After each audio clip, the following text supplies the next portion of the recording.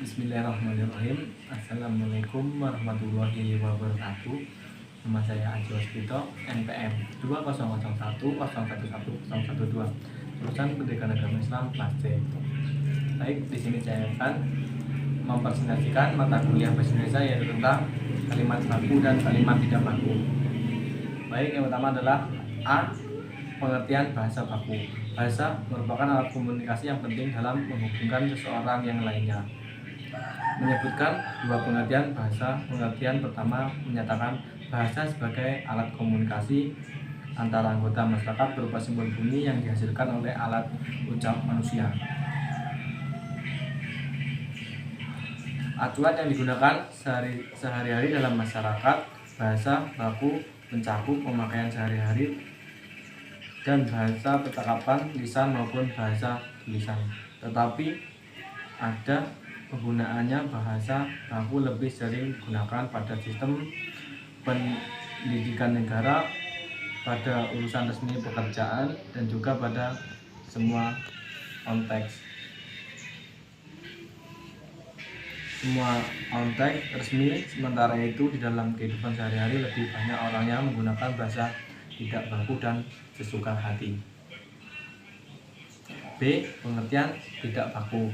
Bahasa non baku adalah bahasa yang berkode berbeda dengan kode bahasa baku dan dipergunakan di lingkungan tidak resmi.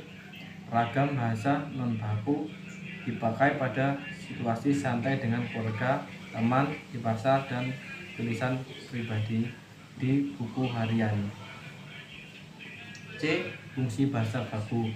Menurut Hasan Alwi dan kawan-kawan 2003.215, bahasa baku mendukung 4 fungsi, yaitu yang pertama, fungsi pemersatu Indonesia terdiri dari beragam suku dan bahasa daerah.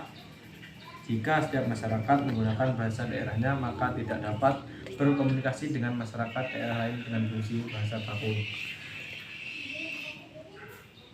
Yang D. Fungsi bahasa tidak baku.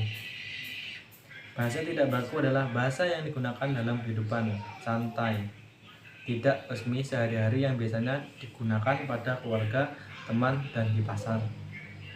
Fungsi penggunaan bahasa non baku adalah untuk mengakrabkan diri dan menciptakan kenyamanan serta kelancaran saat berkomunikasi berbahasa. Yang E. Ciri bahasa baku dan tidak baku. Ciri bahasa baku menurut Hasan Alwi dan kawan-kawan, ciri-ciri bahasa baku terbagi menjadi 3, yaitu yang pertama, ragam bahasa baku memiliki sifat kemantapan dinamis yang berupa kaidah aturannya yang tetap baku, standar, tidak dapat berubah setiap saat. Yang B. Memiliki sifat kecendikan pewujudannya dalam kalimat paragraf dan satuan bahasa yang lebih besar menggunakan penalaran dan pemikiran. Yang C.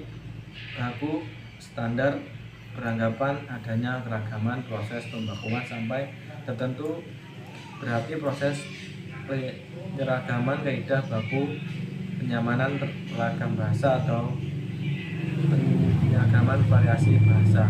Ini ciri bahasa tidak baku. Bahasa non baku juga memiliki ciri khas, yaitu yang pertama, walaupun terkesan berbeda dengan bahasa baku, tetapi memiliki arti yang sama.